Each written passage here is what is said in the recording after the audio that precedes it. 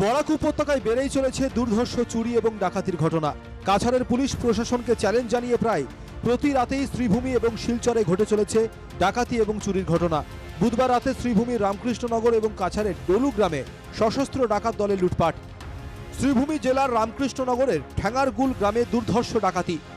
প্রায় ৫-৬ জনের সশস্ত্র ডাকাতের দল তাণ্ডব চালায়, লুটে নিয়ে যায় নগদ টাকাসহ সোনার অলংকার।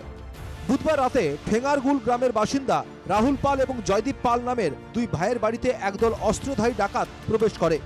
দুষ্কৃতীর দল ঘরে ঢুকে পরিবারের সকলের হাত পা বেঁধে ফেলে, চিৎকার করলে তাদেরকে মারধরও করে ডাকাতের দল। কালকে রাত্রে আনুমানিক 2টার সময় প্রথমে আমার গ্রিল ভাঙছে।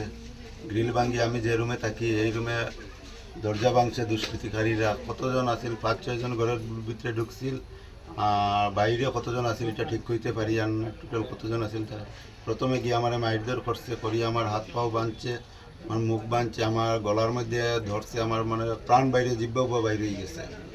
তারপরে ওরা 2 সেকেন্ড যদি আমার রাখতে হয়তো আমারও প্রাণ গেল না এখানে।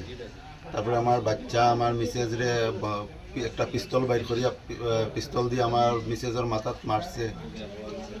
আর এই আমার বাচ্চা চিৎকার দিছিল দেখে বাচ্চারা মারছে, বাচ্চারা মুখে ট্যাপ লাগাইছে, হাতে পাওয়া ট্যাপ লাগাইয়া তো আমরা তারপরে এই ঘরের সব লকার ভাঙ্গিয়া যা সোনা গয়না যতগুলো আসিল, আমার ভাইয়ের কিছুদিন আগে বিয়া হয়েছে, তার বিয়াতে প্রচুর সোনা গিফটে পাইছিল। এই সোনাগুলো আমার মিসেসেরও সোনা আসিল বা আমার মার কিছু সোনা আসিল, যেগুলা সব সোনাগুনা নিয়ে গেছে। ক্যাশ পয়সা যেগুলো আসিল ঘরে সব ক্যাশ পয়সা নিয়ে দুষ্কৃতিকারীরা রাত্রে পালাইয়া গেছে। দুষ্কৃতীর আক্রমণে আহত হন পরিবারের বেশ কয়েকজন সদস্য।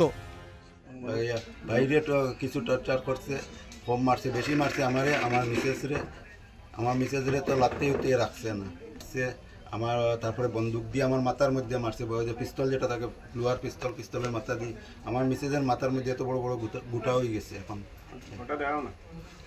টাকা পয়সা লইয়া গেছে, সোনা গয়না লইয়া গেছে, আর কিছু ডকুমেন্টস, এখন তো সব ডকুমেন্টস চিত্রে ফেলাইয়া গেছে। এখন ডকুমেন্টসগুলো লইয়া গেল না, আর কিতা হয়েছে এখন তো আমি এখনো ভালো করে দেখতে পারি না, দেখলে আমি বুঝতে পারবো যে আমার ডকুমেন্টসগুলো ঠিক আছে না, ডকুমেন্টসগুলো লইয়া গেছে।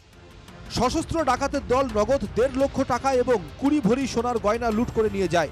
যখন এটা তো আমরা ছোটোখাটো ব্যবসায়ী, আমরা দোকানের এটা বিক্রির ব্যবসা, এখন তো অনলাইনেও বেশি ট্রানজ্যাকশন হয়ে যায়। কত টাকা হইব ধরেন 1 সপ্তাহ 15 দিনের টাকা জমাইলে আসছিল, 15 দিনের হয়তো 1.5 লাখ সামথিং 1.5 লাখ টাকার ভিতরে হইব বা 1.5 লাখ টাকা। সোনা তো দেখুন এটা কোনো মাফা নাই সোনাটাই। বিয়ার সময় একটা মানুষের কতটুকু গিফটের সোনা, প্রচুর সোনা উঠছে গিফটে।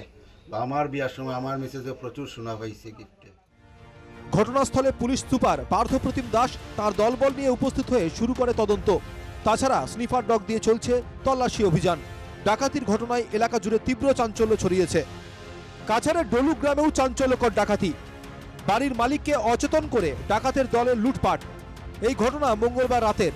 ডলু গ্রামের বাসিন্দা সাজন উদ্দিনের বাড়িতে 4 সশস্ত্র ডাকাত দল তাণ্ডব চালায়। ডাকাতের দল প্রথমে স্প্রে করে বাড়ির সদস্যদের অচেতন করে, এরপর লুটপাট চালায়। তাছাড়া বাড়ির মালিককে অচেতন করে তার হাত পা বেঁধে বাড়ির পাশের রাস্তায় ফেলে দিয়ে চলে যায়। আমি উঠছি, ওঠার পরে আমি সকালে এখানে আমার রুম আসলে এখানে আমি সকালে 7টার সময় কিন্তু আমি এখন ঘুমো আসলাম। ঘুমো থেকে উঠে আমার বড় ভাই বই আমার গিয়ে আলো চিৎকার দিয়েছে। 5টার সময় গিয়েছে আমার গিয়ে চালাইছে এরকম মানে আমার বাড়িটাকে লইয়া গেছে কি ঘর নাই, মানে পুরা দরজা ভাঙিয়া সব লইয়া গেছি। এখন কিতা করে আমরা দৌড়িয়া বারোইয়া গেছি, ঘরে ঢুকছি, দেখছি তো এটা কাপড় চোপড় সব ফালাই দিছে। এখন তো দেখছি খেয়েও নাই, ঘরে খেয়েও নাই, আমার বড় ভাইও নাই, কাপড়া চোপড়া সব ফালাই, দরজা খোলা। ওই সময় আমি হাল্লা চিৎকার করছি, সব আশেপাশে মানুষ আইসে, আওয়ার পরে কইছে কিরকম এটা আমরা এরকম কইছি। আজকে তো 2টা-2:30টার সময় আমি সকালে উঠে দেখছি বাড়ি নাই, কিছু নাই, এরকম বাজে মানুষ দেখছে ও রাস্তার কিনারে, মানে আমার বাড়িটারে মুখ বান্ধিয়া, হাতে পাওয়া বান্ধিয়া সব, মানে এখানে বৃষ্টি দিয়ে পাথরের মাঝে মানে মুখ ডাকাই করে এখানে রাখে দিচ্ছে। নগদ 2.5 লক্ষ টাকা এবং কয়েক লক্ষ টাকার স্বর্ণালংকার লুট। ঘটনার খবর পেয়ে ছুটে আসে বিশাল পুলিশ বাহিনী। তবে প্রায় প্রতি রাতে এই ধরনের চুরি এবং ডাকাতির ঘটনায় আতঙ্কে এলাকাবাসীরা।